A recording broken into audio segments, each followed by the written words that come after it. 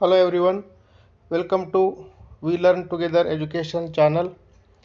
ಈ ಒಂದು ವಿಡಿಯೋದಲ್ಲಿ 10ನೇ ತರಗತಿಯ ಮುಂದುವರೆದ 100 ಪ್ರಶ್ನೋತ್ತರಗಳನ್ನು ಈ ಒಂದು ವಿಡಿಯೋದಲ್ಲಿ ಇವತ್ತು ಚರ್ಚೆ ಮಾಡೋಣ. ಈ ಹಿಂದಿನ ವಿಡಿಯೋದಲ್ಲಿ ಭಾಗ 1ರಲ್ಲಿ 100 ಪ್ರಶ್ನೋತ್ತರಗಳನ್ನು ನೋಡಿದ್ವಿ. KRTT 2024ಕ್ಕೆ ಸಂಬಂಧಿಸಿದಂತೆ ಬಹಳ ಈಸಿಯಾಗಿ ಅಂಕಗಳನ್ನು ಗಳಿಸಲಿಕ್ಕೆ ಅನುಕೂಲವಾಗುವಂತಹ ಒಂದು ಮೆಥಡ್ನಲ್ಲಿ ಈ ಒಂದು PDF ಅನ್ನು ಮಾಡಿದ್ದೇವೆ. 100 ಪ್ರಶ್ನೋತ್ತರಗಳಿಗೆ ಈ ಹಿಂದಿನ ವಿಡಿಯೋದಲ್ಲಿ ನಾವು ಚರ್ಚೆ ಮಾಡಿದ್ವಿ. ಈ ಒಂದು ವಿಡಿಯೋದಲ್ಲಿ 100 ಪ್ರಶ್ನೋತ್ತರಗಳನ್ನು ಬಹಳ ವೇಗವಾಗಿ ನಾವು ಚರ್ಚೆ ಮಾಡೋಣ. ಮತ್ತೊಮ್ಮೆ ಎಲ್ಲರನ್ನೂ ವಿಡಿಯೋಕ್ಕೆ ಸ್ವಾಗತಿಸುತ್ತಾ 101ನೇ ಪ್ರಶ್ನೆ, ಈಸ್ಟ್ ಇಂಡಿಯಾ ಕಂಪನಿಯ ಕೊನೆಯ ಗವರ್ನರ್ ಜನರಲ್. ಇದಕ್ಕೂ ಮೊದಲು ಸಹಿತ ನಾವು ಅನೇಕ ವೈಸರಾಯ್ಗಳಿರ್ಬೋದು, ಗವರ್ನರ್ ಜನರಲ್ಗಳ ಬಗ್ಗೆ ಈ ಹಿಂದೆ ವಿಡಿಯೋದಲ್ಲಿ ನೋಡಿದ್ದೇವೆ. ಈ ಒಂದು ಈಸ್ಟ್ ಇಂಡಿಯಾ ಕಂಪನಿಯ ಕೊನೆಯ ಗವರ್ನರ್ ಜನರಲ್ ಅಂತ ಇಂಗ್ಲೆಂಡಿನ ನೇರ ಆಳ್ವಿಕೆಯಲ್ಲಿ ಇದ್ದಂತಹ ಕೊನೆಯ ಗವರ್ನರ್ ಜನರಲ್, ಭಾರತಕ್ಕೆ ಸ್ವಾತಂತ್ರ್ಯ ಸಿಗುವಾಗ ಇದ್ದಂತಹ ಗವರ್ನರ್ ಜನರಲ್ ಮೌಂಟ್ ಬ್ಯಾಟನ್.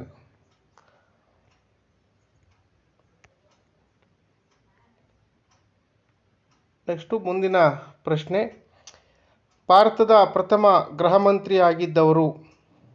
ಭಾರತದ ಮೊದಲ ಹೋಮ್ ಮಿನಿಸ್ಟರ್ ಯಾರು ಅಂತ ಕೇಳಿದರೆ ಸರ್ದಾರ್ ವಲ್ಲಭಭಾಯಿ ಪಟೇಲ್ ಭಾರತದ ಪ್ರಥಮ ಗೃಹ ಮಂತ್ರಿಗಳು. ಹಾಗೆ ಭಾರತದ ಪ್ರಥಮ ರಾಷ್ಟ್ರಾಧ್ಯಕ್ಷರು ಡಾಕ್ಟರ್ ಬಾಬು ರಾಜೇಂದ್ರ ಪ್ರಸಾದ್. ನೆಕ್ಸ್ಟು 104ನೇ ಪ್ರಶ್ನೆ, ಪಾಂಡಿಚೇರಿ ಭಾರತದ ಕೇಂದ್ರಾಡಳಿತ ಪ್ರದೇಶವಾಗಿ ಎಷ್ಟನೇ ಇಸವಿಯಲ್ಲಿ ಭಾರತಕ್ಕೆ ಒಕ್ಕೂಟಕ್ಕೆ ಸೇರಿತು ಅಂತಿದೆ? 1963.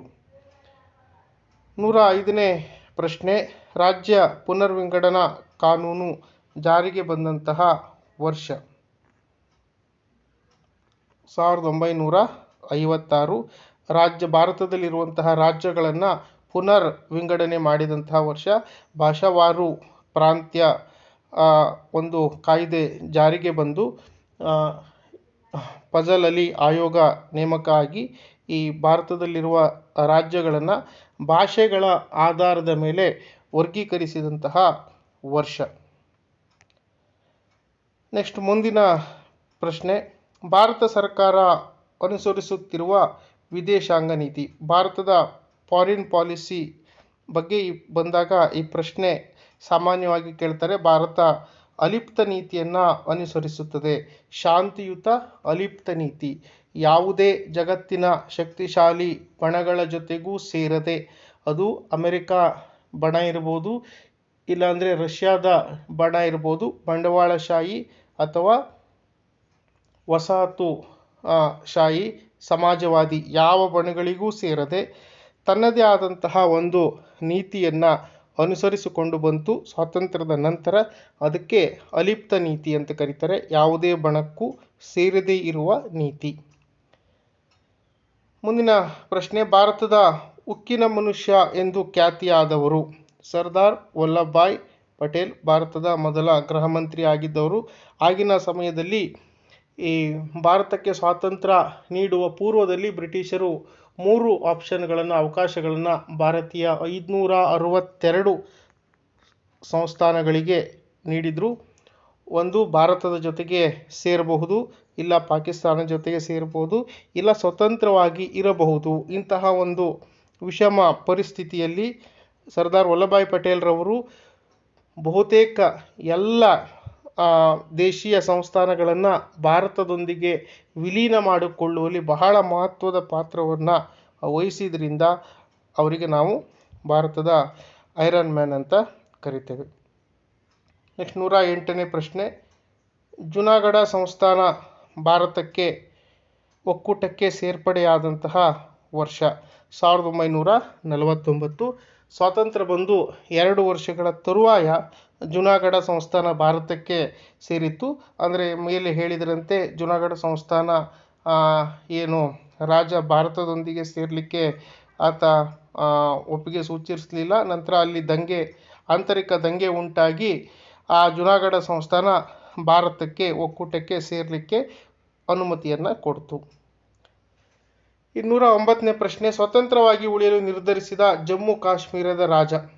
ಜಮ್ಮು ಕಾಶ್ಮೀರದ ಸಮಸ್ಯೆಗೆ ಮೂಲ ಅಲ್ಲಿಯ ರಾಜ ಆಗಿರುವಂತಹ ಹರಿಸಿಂಗ್ ತೆಗೆದುಕೊಂಡಂತಹ ವಿಳಂಬ ನೀತಿಯ ಕಾರಣ ಆತ ಭಾರತದ ಜೊತೆಗೂ ಸೇರಲಿಲ್ಲ, ಪಾಕಿಸ್ತಾನದ ಜೊತೆಗೂ ಸೇರಲಿಲ್ಲ. ತಾನೇ ಸ್ವತಂತ್ರವಾಗಿ ಉಳಿಯಬೇಕು ಅನ್ನುವಂತಹ ಒಂದು ವಿಷಯವನ್ನು ಆತ ಹೇಳ್ಪಳಿದಾಗ ಪಾಕಿಸ್ತಾನದವರು ಕಾಶ್ಮೀರದ ಮೇಲೆ ದಾಳಿ ಮಾಡ್ತಾರೆ. ಆಗ ಹರಿಸಿಂಗ್ ಭಾರತಕ್ಕೆ ಸೇರಲು ಒಪ್ಪಿಗೆಯನ್ನು ಸೂಚಿಸ್ತಾನೆ. 210ನೇದು, ಏಕೀಕೃತ ಮೈಸೂರು ರಾಜ್ಯ ಅಸ್ತಿತ್ವಕ್ಕೆ ಬಂದಂತಹ ವರ್ಷ.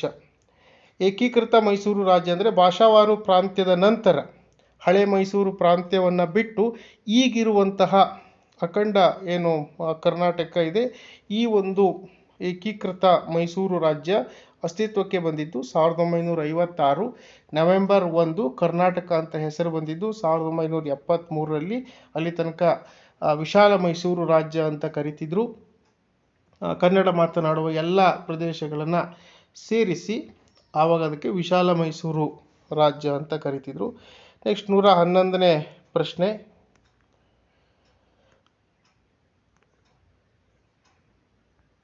ಮೈಸೂರು ರಾಜ್ಯವು ಕರ್ನಾಟಕ ಎಂದು ಮರುನಾಮಕರಣ ಹೊಂದಿದಂತಹ ವರ್ಷ 1973 ನವೆಂಬರ್ 1ರಂದು ಮೈಸೂರು ರಾಜ್ಯಕ್ಕೆ ಕರ್ನಾಟಕ ಅನ್ನುವಂತಹ ಒಂದು ಹೆಸರನ್ನು ಇಟ್ಟರು.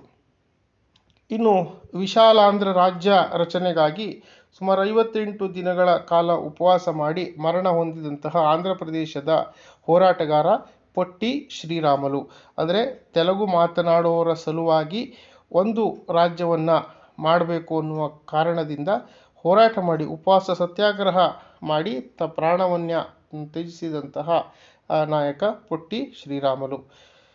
ನೆಕ್ಸ್ಟ್ ಗೋವಾ ಪ್ರಾಂತ್ಯ ಭಾರತದ ಒಕ್ಕೂಟಕ್ಕೆ ಸೇರ್ಪಡೆಯಾಗಿದ್ದು 1961ರಲ್ಲಿ. ಗೋವಾ ಪೋರ್ಚುಗೀಸರ ವಸಾಹತಾಗಿತ್ತು. ಭಾರತಕ್ಕೆ ಸ್ವಾತಂತ್ರ್ಯ ಸಿಕ್ಕ ತರುವಾಯೂ ಸಹಿತ ಗೋವಾ ಪೋರ್ಚುಗೀಸರ ಹಿಡಿತದಲ್ಲೇ ಇತ್ತು. ಆಂತರಿಕವಾಗಿ ಭಾರತಕ್ಕೆ ಸೇರ್ಪಡೆಯಾಗಲಿಕ್ಕೆ ಹೋರಾಟಗಳು ಆರಂಭ ಆದ ನಂತರ ಪೋರ್ಚುಗೀಸರು ಮತ್ತೆ ಸೈನ್ಯವನ್ನು ತರಿಸಿಕೊಳ್ಳುವಂತಹ ಒಂದು ಕೆಲಸವನ್ನು ಮಾಡಿದ್ರಿಂದ ಭಾರತೀಯ ಸೈನ್ಯ ಗೋವಾವನ್ನು ಪ್ರವೇಶಿಸಿ 61ರಲ್ಲಿ ಈ ಗೋವಾವನ್ನು ನಾವು ಕೇಂದ್ರಾಡಳಿತ ಮಾಡಿದ್ವಿ. ತದನಂತರದಲ್ಲಿ ಗೋವಾವನ್ನು ನಾವು ರಾಜ್ಯವನ್ನಾಗಿ ಘೋಷಣೆ ಮಾಡಿದ್ದೇವೆ. ಇನ್ನು ಎಷ್ಟರಲ್ಲಿ ರಾಜಧನ ಮತ್ತು ಇತರ ವಿಶೇಷ ಸ್ಥಾನಮಾನಗಳನ್ನು ರಾಜರಿಗೆ ಭಾರತವು ರದ್ದು ಮಾಡಿತು? 1969ರಲ್ಲಿ ಭಾರತವು ಏನು 562 ಸಂಸ್ಥಾನಗಳಿದ್ವು. ಅದರಲ್ಲಿ ಎಷ್ಟು ಜನ ರಾಜಮನೆತನದವರು ಭಾರತದೊಂದಿಗೆ ಸೇರಲು ಒಪ್ಪಿಗೆ ಬಯಸಿ ಸಹಿ ಹಾಕಿದ್ರು ಅವರಿಗೆ ಒಂದು ವಿಶೇಷ ಸ್ಥಾನಮಾನ ಮತ್ತು ರಾಜಧನ ಅನ್ನು ಕೊಡ್ತಾ ಇದ್ರು. ಅದನ್ನು 1969ರವರೆಗೂ ಕೊಟ್ಟು ತದನಂತರದಲ್ಲಿ ಸರ್ಕಾರ ಅದನ್ನು ರದ್ದು ಮಾಡಿ ಎಲ್ಲರೂ ಸಮಾನರು ಎನ್ನುವುದನ್ನು ಸಾರ್ತು. ಅಲ್ಲಿಯ ತನಕ ಸಹಿತ ಎಲ್ಲ ರಾಜಮನೆತನದವರಿಗೆ ಯಾರ್ಯಾರು ಭಾರತದ ಒಕ್ಕೂಟಕ್ಕೆ ಸೇರಲಿಕ್ಕೆ ಅನುಮತಿ ಕೊಟ್ಟಿದ್ರು ಅವರೆಲ್ಲ ರಾಜರಿಗೆ ರಾಜಧನ ಮತ್ತು ವಿಶೇಷ ಸ್ಥಾನಮಾನಗಳನ್ನು ಸರ್ಕಾರ ಕೊಟ್ಟಿತ್ತು. ಈ ನೆಕ್ಸ್ಟ್ 115ನೇ ಪ್ರಶ್ನೆ, ಭಾರತದ ಸಂವಿಧಾನದ ಯಾವ ತಿದ್ದುಪಡಿ ಪ್ರಕಾರ ಭಾರತವನ್ನು ಜಾತ್ಯತೀತ ಮತ್ತು ಸಮಾಜವಾದಿ ರಾಷ್ಟ್ರ ಎಂದು ಘೋಷಿಸಿದೆ? ಉತ್ತರ 42ನೇ ತಿದ್ದುಪಡಿ ಪ್ರಕಾರ ಭಾರತದ ಸಂವಿಧಾನದಲ್ಲಿ ಭಾರತವನ್ನು ಜಾತ್ಯತೀತ ಮತ್ತು ಸಮಾಜವಾದಿ ರಾಷ್ಟ್ರ ಅಂತ ಸೇರಿಸಿದೆ. ಇನ್ನು ಫಜಲ್ ಅಲಿ ಆಯೋಗ, ಇದು ಸ್ಥಾಪನೆಯಾದಂತಹ ಉದ್ದೇಶ ಈಗಾಗಲೇ ಚರ್ಚೆ ಮಾಡಿರುವ ಹಾಗೆ ಭಾಷಾವಾರು ಪ್ರಾಂತ್ಯವನ್ನು ರಚನೆ ಮಾಡಲಿಕ್ಕೆ. KM ಪಣಿಕ್ಕರ್, ಫಜಲ್ ಅಲಿ ಇವರೆಲ್ಲ ಫಜಲ್ ಅಲಿ ಅವರ ಅಧ್ಯಕ್ಷತೆಯಲ್ಲಿ ಒಂದು ಆಯೋಗವನ್ನು ಮಾಡಿದರು. ಮಾಡಿರತಕ್ಕಂಥ ಉದ್ದೇಶ ಭಾಷಾವಾರು ಪ್ರಾಂತ್ಯ, ಒಂದೇ ಭಾಷೆ ಮಾತನಾಡುವಂತಹ ಪ್ರದೇಶಗಳನ್ನೆಲ್ಲ ಸೇರಿಸಿ ಒಂದು ರಾಜ್ಯ ಮಾಡುವಂತಹ ಒಂದು ರಚನೆ ಕಾರ್ಯ 1953ರಲ್ಲಿ ಈ ಒಂದು ಆಯೋಗ ರಚನೆ ಆಯಿತು. 3 ವರ್ಷದ ಅಧ್ಯಯನದ ನಂತರ ಅದನ್ನು ಸರ್ಕಾರ ಒಪ್ಪಿ 56ರಲ್ಲಿ ಜಾರಿಗೆ ತಂದಿತ್ತು. ನೆಕ್ಸ್ಟ್ 117ನೇ ಪ್ರಶ್ನೆ, ದೇಶೀಯ ಸಂಸ್ಥಾನಗಳ ರಾಜರಿಗೆ ರಾಜಧನವನ್ನು ನೀಡಿದಂತಹ ಉದ್ದೇಶ ಅಂದರೆ ದೇಶೀಯ ಸಂಸ್ಥಾನ ರಾಜರಿಗೆ ಭಾರತ ಸರ್ಕಾರವು ಸ್ವಾತಂತ್ರ್ಯ ಸಿಕ್ಕ ಮೇಲೆ ಅವರಿಗೆ ಒಂದು ಸ್ವಲ್ಪ ಹಣಕಾಸಿನ ಸಹಾಯವನ್ನು ರಾಜಧನವನ್ನು ನೀಡಿದ್ದು ಯಾಕೆ ಅಂತ ನಾವು ನೋಡೋದಾದರೆ ಅವರು ಭಾರತ ಒಕ್ಕೂಟಕ್ಕೆ ಸೇರಬೇಕು ಅಂದರೆ ಆಗಿನ ಕಾಲದಲ್ಲಿ ಒಂದು ವಿಷಮ ಪರಿಸ್ಥಿತಿಯಲ್ಲಿ ಸರ್ದಾರ್ ವಲ್ಲಭಾಯ್ ಪಟೇಲ್ರವರು ಈ ಒಂದು ಏನು ರಾಜಧನದ ಮತ್ತು ವಿಶೇಷ ಸ್ಥಾನಮಾನವನ್ನು ನೀಡುವ ಭರವಸೆಯೊಂದಿಗೆ ಅವರನ್ನೆಲ್ಲ ಸಹಿತ ಭಾರತದ ಒಕ್ಕೂಟಕ್ಕೆ ಸೆಳೆದಿದ್ದರು. ಇನ್ನು ರಷ್ಯಾದಲ್ಲಿ ಕಮ್ಯುನಿಸ್ಟ್ ಸರ್ಕಾರವನ್ನು ಸ್ಥಾಪಿಸಿದವನು ಲೆನಿನ್. ಈ ಲೆನಿನ್ ಅನ್ನುವನು ರಷ್ಯಾದಲ್ಲಿ ಸಮಾಜವಾದ ಸರ್ಕಾರವನ್ನು ಸ್ಥಾಪನೆ ಮಾಡ್ತಾನೆ. ಅದರ ಮೊಟ್ಟ ಮೊದಲ ಬಾರಿಗೆ ಕಾರ್ಲ್ ಮಾರ್ಕ್ಸನ ಸಮಾಜವಾದವನ್ನು ಪ್ರಾಯೋಗಿಕವಾಗಿ ಲೆನಿನ್ ರಷ್ಯಾದಲ್ಲಿ ಜಾರಿಗೆ ತರ್ತಾನೆ. ಇನ್ನು ಮೊದಲನೇ ಮಹಾಯುದ್ಧ ಅಂತ್ಯಗೊಂಡಿದ್ದು 1918 ನವೆಂಬರ್ 1ಕ್ಕೆ. ಮೊದಲನೇ ಮಹಾಯುದ್ಧ ಆರಂಭ ಆಗಿದ್ದು 1914ಕ್ಕೆ ಆರಂಭವಾಯಿತು. 1918ಕ್ಕೆ ಈ ಮೊದಲನೇ ಮಹಾಯುದ್ಧ ಅಂತ್ಯ ಆಯಿತು. ಇನ್ನು ಫ್ಯಾಸಿಸ್ಟ್ ಸರ್ವಾಧಿಕಾರಿಯಾಗಿದ್ದವನು, ಫ್ಯಾಸಿಸ್ಟ್ ವಾದವನ್ನು ತಂದು ಏನು ಸರ್ವಾಧಿಕಾರಿಯಾಗಿ ಇದ್ದಂತಹ ಮನುಷ್ಯ ಬೆನಿಟೋ ಮುಸೋಲಿನಿ. ಈ ಬೆನಿಟೋ ಮುಸೋಲಿನಿ ಫ್ಯಾಸಿಸ್ಟ್ ವಾದದ ಜನಕ. ಈತ ಏನು ಮಾಡ್ತಾನೆ, ಸರ್ವಾಧಿಕಾರಿಯಾಗಿದ್ದು ಫ್ಯಾಸಿಸ್ಟ್ ವಾದವನ್ನು ಹರಡ್ತಾನೆ. ಇನ್ನು ಎರಡನೇ ಮಹಾಯುದ್ಧ ಆರಂಭವಾದಂತಹ ವರ್ಷ 1939ನೇ ವರ್ಷ ಸೆಪ್ಟೆಂಬರ್ 1 ಹಿಟ್ಲರ್ ಪೋಲೆಂಡಿನ ಮೇಲೆ ದಾಳಿ ಮಾಡುವುದರೊಂದಿಗೆ ಎರಡನೇ ಮಹಾಯುದ್ಧ ಆರಂಭವಾಗ್ತದೆ. ಇನ್ನು ಎರಡನೇ ಮಹಾಯುದ್ಧದಲ್ಲಿ ಅಮೆರಿಕ ಯುದ್ಧಕ್ಕೆ ಪ್ರವೇಶಿಸಲು ಅನುವು ಮಾಡಿಕೊಟ್ಟಂತಹ ಒಂದು ಘಟನೆ ಅಂದರೆ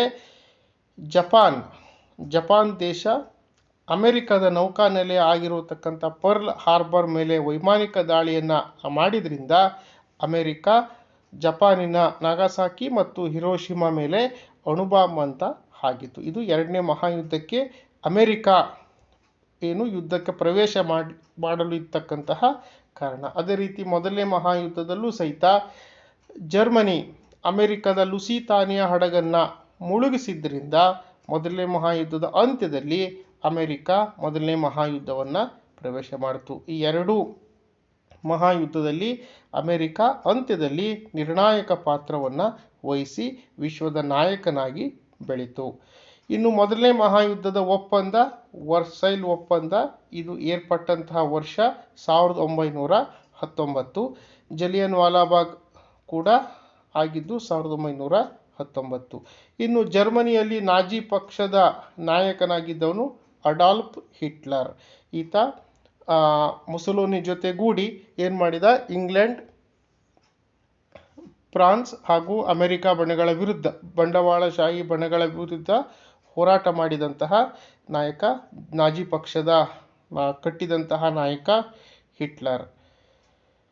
ಇನ್ನು 19ನೇ ಶತಮಾನದಲ್ಲಿ ರಷ್ಯಾವನ್ನು ಆಳ್ತಿರುವಂತಹ ರಾಜಮನೆತನ ಜಾರ್ ಮನೆತನ, ಬಹಳ ದುರಾಡಳಿತಕ್ಕೆ ಹೆಸರಾದಂತಹ ಜಾರ್ ಮನೆತನ ಆಗಿತ್ತು. ಅವರು ರಷ್ಯಾವನ್ನು ಆಳ್ತಾ ಇದ್ರು. ಅದೇ ಕಾರಣಕ್ಕೆ ರಷ್ಯಾದಲ್ಲಿ ಕ್ರಾಂತಿ ಆಯಿತು. ರಷ್ಯಾದ ಕೊನೆಯ ದೊರೆ 2ನೇ ನಿಕೋಲಸ್. ಇನ್ನು ಮುಂದಿನ ಪ್ರಶ್ನೆ 127ನೇದು. ದ್ವಿತೀಯ ಪ್ರಪಂಚ ಯುದ್ಧದಲ್ಲಿ ಅತಿ ಹೆಚ್ಚು ಪ್ರಾಣಗಳನ್ನು ಕಳೆದುಕೊಂಡಂತಹ ದೇಶ ರಷ್ಯಾ. ಅಲ್ಲಿನ ಶೀತ ಪ್ರದೇಶದ ಕಾರಣದಿಂದಾಗಿ ಈ ಒಂದು ಯುದ್ಧದಲ್ಲಿ ಅತಿ ಹೆಚ್ಚು ಸೈನಿಕರನ್ನು ಕಳೆದುಕೊಂಡಂತಹ ದೇಶ. ಪೆರೆಸ್ಟ್ರೋಯಿಕ್ ಎಂದರೆ ಪುನರ್ರಚನೆ.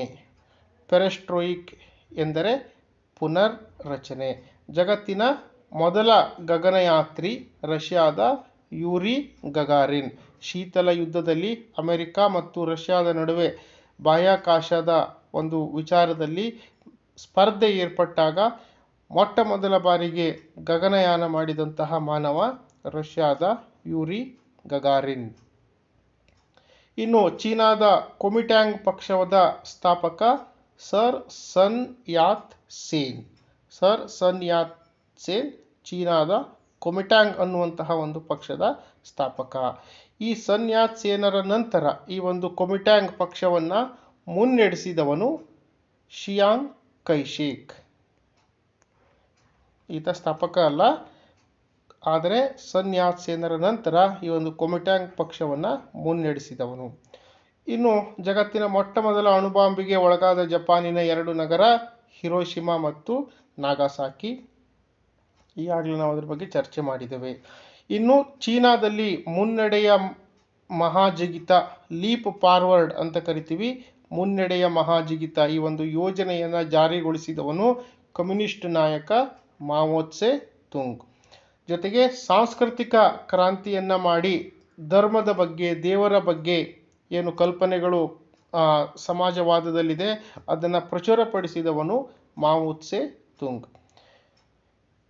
ಇನ್ನು ಹಿಟ್ಲರ್ ನಡೆಸಿದಂತಹ ಸಾಮೂಹಿಕ ಕೊಲೆಗಳನ್ನು ಹೋಲೋಕಾಸ್ಟ್ ಅಂತ ಕರೀತಾರೆ. ಆತ ಕಾನ್ಸಂಟ್ರೇಷನ್ ಕ್ಯಾಂಪ್ಗಳಲ್ಲಿ ಯಹೂದಿಗಳನ್ನು ಹಿಡಿದು ತಂದು ನಂತರ ಅವರನ್ನು ಸಾಮೂಹಿಕವಾಗಿ ಕೊಲೆ ಮಾಡ್ತಾ ಇದ್ದ. ಅದಕ್ಕೆ ಹೋಲೋಕಾಸ್ಟ್ ಅಂತ ಕರೀತಾರೆ. ಹಿಟ್ಲರ್ನ ಕೃತಿ ನನ್ನ ಹೋರಾಟ, ಮೈನ್ ಕ್ಯಾಂಪ್. ನೆಕ್ಸ್ಟ್ 136ನೇ ಪ್ರಶ್ನೆ. ಚೀನಾದಲ್ಲಿ ದೀರ್ಘ ಪಯಣದ ನೇತೃತ್ವವನ್ನು ವಹಿಸಿದಂತಹ ನಾಯಕ ಮಾವೋ ತ್ಸೆ ತುಂಗ್. ಈತ ಏನು ಮಾಡ್ತಾನೆ, ಚೀನಾದಲ್ಲಿ ಸರ್ಕಾರದ ವಿರುದ್ಧ ಸಮಾಜವಾದವನ್ನು ಪ್ರಚುರಪಡಿಸಬೇಕು ಅನ್ನೋ ಕಾರಣಕ್ಕಾಗಿ ಚೀನಾದಲ್ಲಿ 10,000 ಕಿಲೋಮೀಟರ್ಗೂ ಹೆಚ್ಚು ಒಂದು ಪಯಣವನ್ನು ನಡೆಸ್ತಾನೆ. ಅದರ ನಾಯಕ ಮಾವೋ ತ್ಸೆ ತುಂಗ್. ಇದು 42ನೇ ಇಸ್ವಿಯಲ್ಲಿ ಯಾವ ಯುದ್ಧದಲ್ಲಿ ಜರ್ಮನ್ ಪಡೆಗಳನ್ನು ರಷ್ಯಾ ಸೋಲಿಸಿತು ಅಂದರೆ ಸ್ಟಾಲಿನ್ಗ್ರಾಡ್ ಯುದ್ಧದಲ್ಲಿ ಜರ್ಮನ್ ಪಡೆಗಳನ್ನು ರಷ್ಯಾ 2ನೇ ಮಹಾಯುದ್ಧದ ಸಮಯದಲ್ಲಿ ಸೋಲಿಸ್ತದೆ. ಇನ್ನು 2ನೇ ಮಹಾಯುದ್ಧದ ನಂತರ ಪತನಗೊಂಡಂತಹ ಆಡಳಿತ ಪದ್ಧತಿಗಳು ಯಾವುದು ಅಂತ ನೋಡಿದ್ರೆ ವಸಾಹತುಶಾಹಿ ಮತ್ತು ಸಾಮ್ರಾಜ್ಯಶಾಹಿ ಒಂದು ಏನು ಆಡಳಿತ ನೀತಿಗಳು ಅಂತ್ಯ ಆದವು. ಭಾರತವು ಸಹಿತ ಒಂದು ವಸಾಹತು ದೇಶವಾಗಿತ್ತು. ಜೊತೆಗೆ ಯುರೋಪಿನ ದೇಶಗಳು ಏಷ್ಯಾ ಮತ್ತು ಆಫ್ರಿಕಾ ಹಾಗೂ ಅಮೆರಿಕ ಖಂಡಗಳಲ್ಲಿ ಅನೇಕ ವಸಾಹತುಗಳನ್ನು, ಸಾಮ್ರಾಜ್ಯಶಾಹಿಗಳನ್ನು ಹೊಂದಿದ್ವು. ಅವೆಲ್ಲವೂ ಸಹಿತ ಆ ಆಡಳಿತ ಪದ್ಧತಿಗಳು ಕೊನೆಗೊಂಡು ಆ ಒಂದು ಖಂಡಗಳಲ್ಲಿ ಅಲ್ಲಿಯ ದೇಶಗಳಿಗೆ ಸ್ವಾತಂತ್ರ್ಯಗಳು ದೊರಕಿತು. ಇನ್ನು 10ನೇ ತರಗತಿಯ ರಾಜ್ಯಶಾಸ್ತ್ರದ ವಿಷಯಕ್ಕೆ ಬರಬೇಕಾಗ್ತದೆ ನಾವೀಗ. ಅದರಲ್ಲಿ ಮೊದಲನೇದು, ನಾವು ವಾಸಿಸುವಂತಹ ಪ್ರದೇಶದ ಬಗ್ಗೆ ಅತ್ಯಂತ ಗಾಢವಾದ ಅಭಿಮಾನಗಳನ್ನು ಬೆಳೆಸ್ಕೊಂಡ್ರೆ ನಾವು ಅದಕ್ಕೆ ಪ್ರಾದೇಶಿಕವಾದ ಅಂತ ಕರಿತೇವೆ. ಪ್ರಾದೇಶಿಕವಾದ ಒಂದು ಲಿಮಿಟ್ನಲ್ಲಿ ಇದ್ದರೆ ಬಹಳ ಒಳ್ಳೆಯದು. ಅದಕ್ಕಿಂತ ಜಾಸ್ತಿಯಾಗಿ ಒಂದು ಗಾಢವಾಗಿ ಅಭಿಮಾನ ಬೆಳೆದ್ರೆ ಅದು ಸಹಿತ ದೇಶಕ್ಕೆ ಮುಂದೆ ತೊಂದರೆಯಾಗಿ ಬೆಳೆಯಬಲ್ಲದು. ಜೊತೆಗೆ ಭಾರತದಲ್ಲಿ ಭಾಷಾವಾರು ಪ್ರಾಂತ್ಯಗಳ ವಿಭಜನೆ ಆಗಿದ್ದು 1956. ಇನ್ನು ಕರ್ನಾಟಕದಲ್ಲಿ ಭ್ರಷ್ಟಾಚಾರವನ್ನು ನಿಯಂತ್ರಿಸಲು ಇರುವಂತಹ ಸಂಸ್ಥೆ ಲೋಕಾಯುಕ್ತ. ದೇಶ ಮಟ್ಟದಲ್ಲಿ ಲೋಕಪಾಲ್, ಕರ್ನಾಟಕ ರಾಜ್ಯದಲ್ಲಿ ಲೋಕಾಯುಕ್ತ. ಇನ್ನು 2011ರ ಸೆನ್ಸಸ್ ಜನಗಣತಿಯ ಪ್ರಕಾರ ಭಾರತದ ಜನಸಂಖ್ಯೆ 121 ಕೋಟಿ. ಕರ್ನಾಟಕದಲ್ಲಿ ಲೋಕಾಯುಕ್ತ ಅಧಿನಿಯಮವನ್ನು ಜಾರಿಗೊಳಿಸಿದಂತಹ ವರ್ಷ 1986. ನಂತರ 144ನೇ ಪ್ರಶ್ನೆ. ಭಾರತದ ಸಾರ್ವಜನಿಕ ಜೀವನದಲ್ಲಿ ಅತ್ಯಂತ ಒಂದು ಪಿಡುಗು ಸಮಸ್ಯೆ ಅಂದರೆ ಅದು ಕರಪ್ಷನ್, ಭ್ರಷ್ಟಾಚಾರ. ಭ್ರಷ್ಟಾಚಾರ ಅನ್ನೋದು ಭಾರತದ ಸಾರ್ವಜನಿಕ ಜೀವನದಲ್ಲಿ ಹಾಸುಹೊಕ್ಕಾಗಿರುವ ಒಂದು ಅನಿಷ್ಟ ಪದ್ಧತಿಯಾಗಿದೆ. ಜೊತೆಗೆ ನಮ್ಮ ಭಾರತೀಯ ಸಮಾಜದ ಒಂದು ಅತ್ಯಂತ ದೊಡ್ಡ ಅನಿಷ್ಟ ಸಂಗತಿ ಕೋಮುವಾದ. ಧರ್ಮ, ಮತಗಳ ಪಂಗಡಗಳ ನಡುವೆ ತಮ್ಮದೇ ಶ್ರೇಷ್ಠ ಅನ್ನುವಂತಹ ಭಾವನೆ ಇರುವಂತಹ ಭಾವನೆಗೆ ನಾವು ಕೋಮುವಾದ ಅಂತ ಕರಿತೀವಿ. ನೆಕ್ಸ್ಟು 146ನೇ ಪ್ರಶ್ನೆ. ಮಹಿಳೆಯ ಸ್ಥಾನಮಾನವನ್ನು ಪರಿಶೀಲಿಸಿ ಆ ದೇಶದ ವ್ಯವಸ್ಥೆಯನ್ನೇ ತಿಳಿಯಬಹುದಾಗಿದೆ ಎಂದು ಹೇಳಿದವರು ಪಂಡಿತ್ ಜವಾಹರ್ಲಾಲ್ ನೆಹರು. ಅಂದರೆ ಒಂದು ದೇಶ ಮಹಿಳೆಯರಿಗೆ ಯಾವ ರೀತಿಯ ಸ್ಥಾನಮಾನಗಳನ್ನು ಕಲ್ಪಿಸಿದೆ ಅನ್ನೋದ್ರ ಮೇಲೆ ಆ ದೇಶದ ಸಂಪೂರ್ಣ ವ್ಯವಸ್ಥೆಯನ್ನು ನಾವು ತಿಳಿಯಬಹುದು. ಭಾರತದ ಪ್ರಥಮ ಮಹಿಳಾ ರಾಷ್ಟ್ರಪತಿ ಪ್ರತಿಭಾ ಸಿಂಗ್ ಪಾಟೀಲ್. ಇನ್ನು ಭಾರತದ ವಿದೇಶಾಂಗ ನೀತಿಯನ್ನು ವಿಶೇಷವಾಗಿ ರೂಪಿಸಿದವರು ಜವಾಹರ್ಲಾಲ್ ನೆಹರು. ಅದರಲ್ಲಿ ಬಹಳವಾಗಿ ಮುಖ್ಯವಾಗಿ ಅಲಿಪ್ತ ನೀತಿ ಸಹಿತ ಒಂದು, ಅಂದರೆ ಭಾರತ ಯಾವುದೇ ಬಣಗಳಿಗೂ ಸೇರದೆ, ಯಾವುದೇ ಗುಂಪಿಗೂ ಪಂಗಡಗಳಿಗೂ ಸೇರದೆ ಎಲ್ಲ ದೇಶಗಳನ್ನು ಸಮಾನ ದೃಷ್ಟಿಯಲ್ಲಿ ನೋಡುವಂತಹ ಒಂದು ನೀತಿ, ಅದು ಅಲಿಪ್ತ ನೀತಿ. ಇನ್ನು ಸ್ವಾತಂತ್ರ್ಯ ಪೂರ್ವದಲ್ಲಿ ಭಾರತ ಬ್ರಿಟಿಷರ ವಸಾಹತಿಗೆ ಒಳಪಟ್ಟಿತ್ತು. ಇನ್ನು ಆಫ್ರಿಕಾ ಗಾಂಧಿ ಎಂದು ಪ್ರಸಿದ್ಧರಾದವರು ದಕ್ಷಿಣ ಆಫ್ರಿಕಾದ ಸ್ವಾತಂತ್ರ್ಯ ಹೋರಾಟಗಾರ ನೆಲ್ಸನ್ ಮಂಡೇಲಾ. ಸಾರ್ಕ್ ಸಂಘಟನೆಯಲ್ಲಿ ಅಷ್ಟು 8 ದೇಶಗಳಿವೆ. ದಕ್ಷಿಣ ಏಷ್ಯಾ ಪ್ರಾದೇಶಿಕ ಸಹಕಾರ ಸಂಸ್ಥೆ ಸಾರ್ಕ್, ಈ ಒಂದು ಸಂಘಟನೆಯಲ್ಲಿ ಭಾರತ ಪ್ರಮುಖ ಪಾತ್ರವನ್ನು ವಹಿಸ್ತಿದೆ. ನೆಲ್ಸನ್ ಮಂಡೇಲಾ ಆಫ್ರಿಕಾದಲ್ಲಿ ಯಾವ ನೀತಿಯ ವಿರುದ್ಧ ಹೋರಾಡಿದರು ಅಂದರೆ ವರ್ಣಭೇದ ನೀತಿ. ಚರ್ಮದ ಬಣ್ಣದ ಆಧಾರದ ಮೇಲೆ ವ್ಯಕ್ತಿಗಳನ್ನು ಮೇಲು ಕೀಳು ಮಾಡುವಂತಹ ಒಂದು ಅನಿಷ್ಟ ನೀತಿ ವರ್ಣಭೇದ ನೀತಿ. ಇದರ ವಿರುದ್ಧ ದಕ್ಷಿಣ ಆಫ್ರಿಕಾದಲ್ಲಿ ನೆಲ್ಸನ್ ಮಂಡೇಲಾರವರು ಹೋರಾಟ ಮಾಡಿದರು. ನೆಕ್ಸ್ಟು 154ನೇ ಪ್ರಶ್ನೆ. 1954ರ ಜೂನ್ ತಿಂಗಳಲ್ಲಿ ಭಾರತದ ಪ್ರಧಾನಿ ಜವಾಹರ್ಲಾಲ್ ನೆಹರು ಮತ್ತು ಚೀನಾದ ಪ್ರಧಾನಿ ಚೌ ಎನ್ ಲಾಯ್ ಈ ಇಬ್ಬರು ಸಹಿತ ಏನು ಮಾಡ್ತಾರೆ, ಭಾರತದ ಪ್ರಧಾನಿ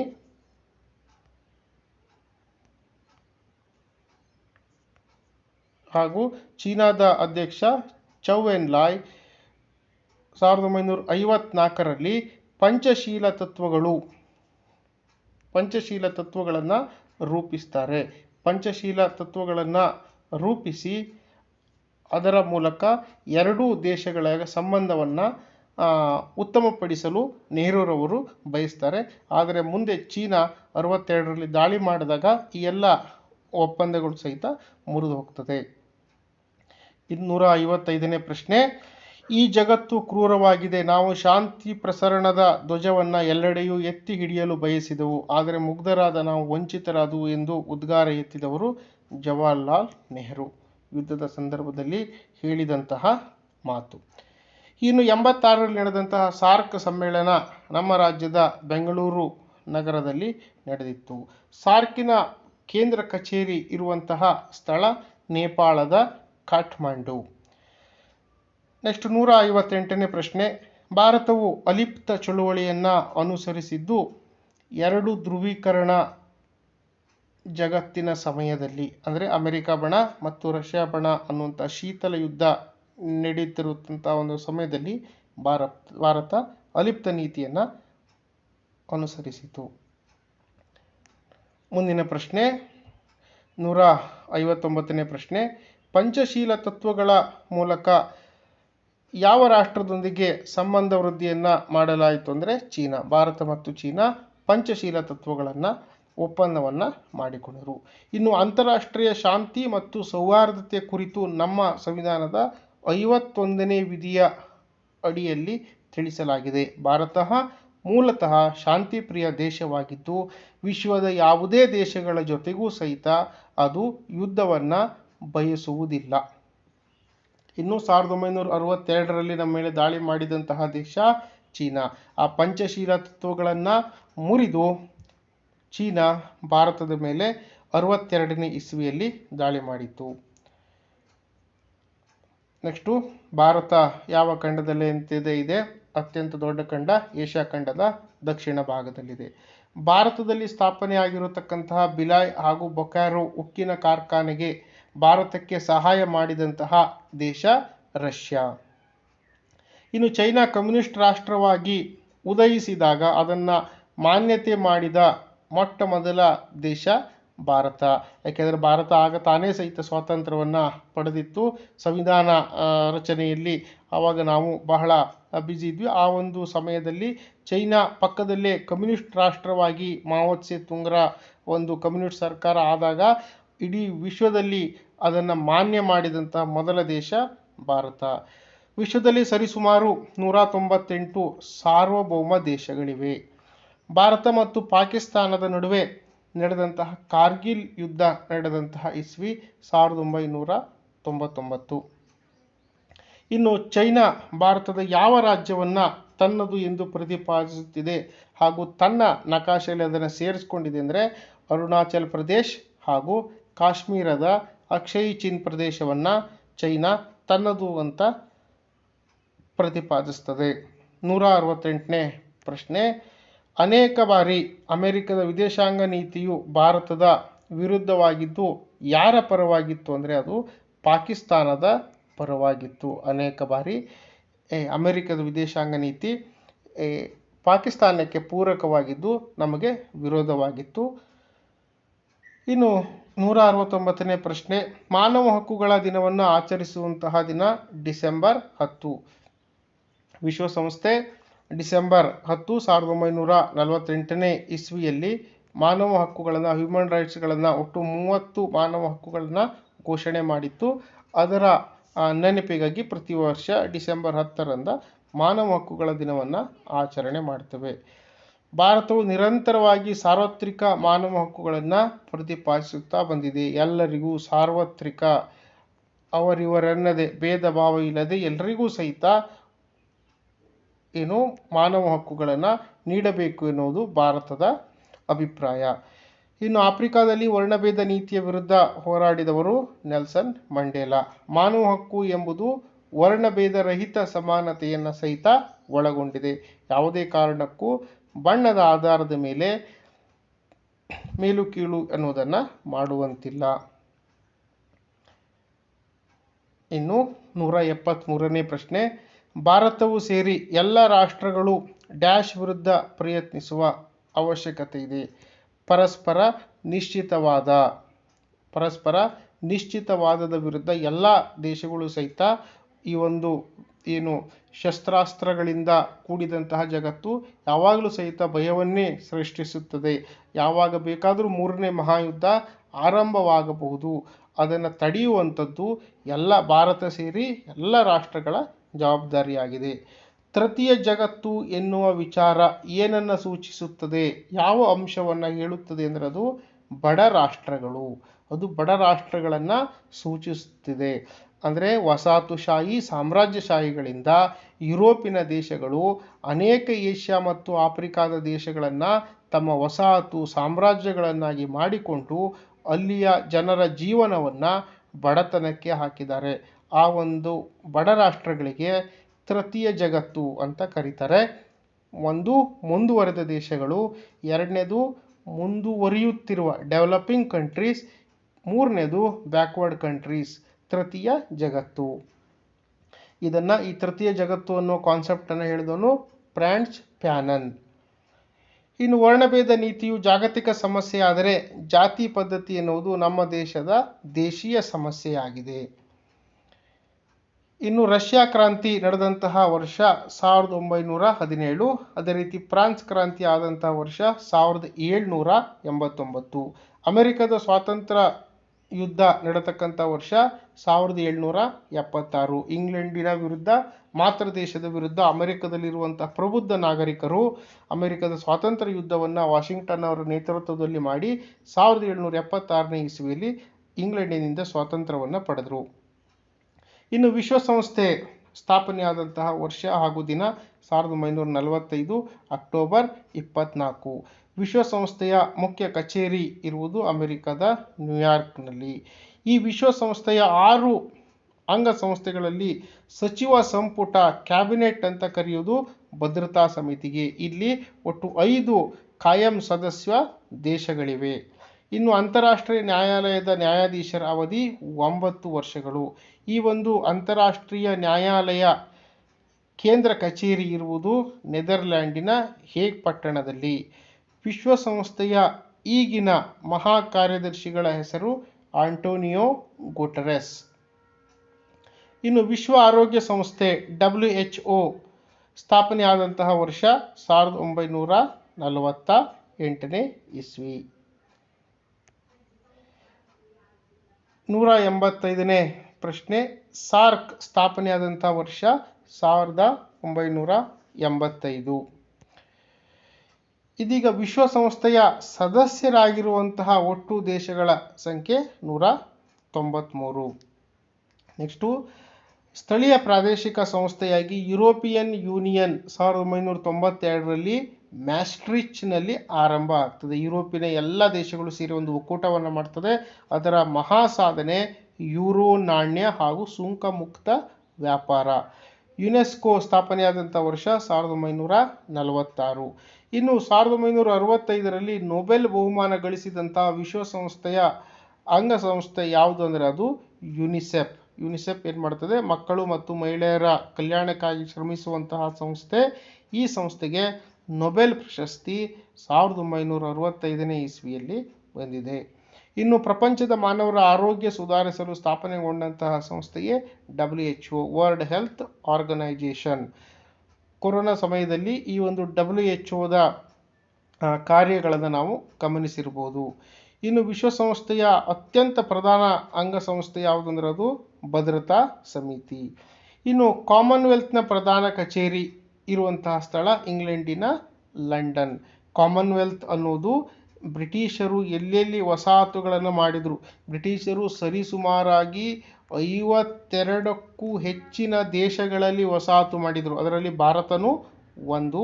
ಆ ಎಲ್ಲ ದೇಶಗಳನ್ನು ಸೇರಿಸಿ ಕಾಮನ್ವೆಲ್ತ್ ಅನ್ನುವಂತಕ್ಕಂಥ ಒಂದು ಸಂಘಟನೆಯನ್ನು ಕಟ್ಟಿದ್ದಾರೆ. ಅದರ ಪ್ರಧಾನ ಕಚೇರಿ ಇರುವುದು ಲಂಡನ್ನಲ್ಲಿ. ಭಾರತವು ಸಹಿತ ಈ ಒಂದು ಕಾಮನ್ವೆಲ್ತಿನ ಗೌರವ ಸದಸ್ಯ ದೇಶ.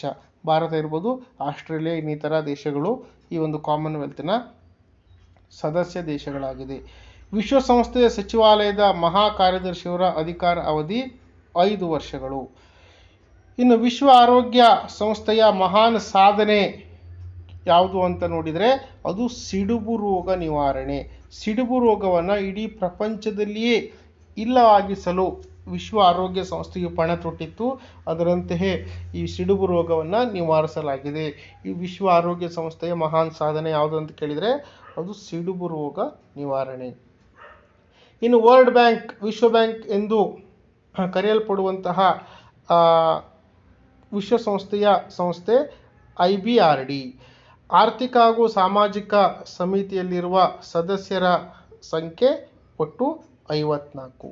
ಇನ್ನು ವಿಶ್ವಸಂಸ್ಥೆ ಅನ್ನುವಂತಹ ಒಂದು ಪದವನ್ನು ಚಾಲ್ತಿಗೆ ತಂದವರು ಫ್ರಾಂಕ್ಲಿನ್ ಡಿ ರೂಸ್ವೆಲ್ಟ್, ಅಮೆರಿಕದ ಮಾಜಿ ಅಧ್ಯಕ್ಷರು. ಇನ್ನು ಇವತ್ತಿನ ಕೊನೆಯ ಪ್ರಶ್ನೆ, 200ನೇ ಪ್ರಶ್ನೆ. ವಿಶ್ವಸಂಸ್ಥೆಯ ದೈನಂದಿನ ಆಡಳಿತ, ಯೋಜನೆ ಮತ್ತು ಸಂಯೋಜನೆ ಕಾರ್ಯಗಳು ಸಚಿವಾಲಯದ ವ್ಯಾಪ್ತಿಗೆ ಬರುತ್ತದೆ. ಇದಿಷ್ಟು ಇವತ್ತಿನ ಈ ಒಂದು ವಿಡಿಯೋದಲ್ಲಿ ನಾವು ಸುಮಾರು 100 ಪ್ರಶ್ನೋತ್ತರಗಳನ್ನು 10ನೇ ತರಗತಿ ಸಮಾಜ ವಿಜ್ಞಾನದ ಇತಿಹಾಸ ಹಾಗೂ ರಾಜ್ಯಶಾಸ್ತ್ರಕ್ಕೆ ಸಂಬಂಧಪಟ್ಟಂತಹ ವಿಷಯಗಳನ್ನು ನೋಡಿದ್ವಿ. ಇನ್ನು ಮುಂದಿನ ಒಂದು ವಿಡಿಯೋದಲ್ಲಿ ಉಳಿದಂತಹ 300 ಪ್ರಶ್ನೋತ್ತರಗಳನ್ನು ನೋಡೋಣ. Thank you for watching. Share and subscribe.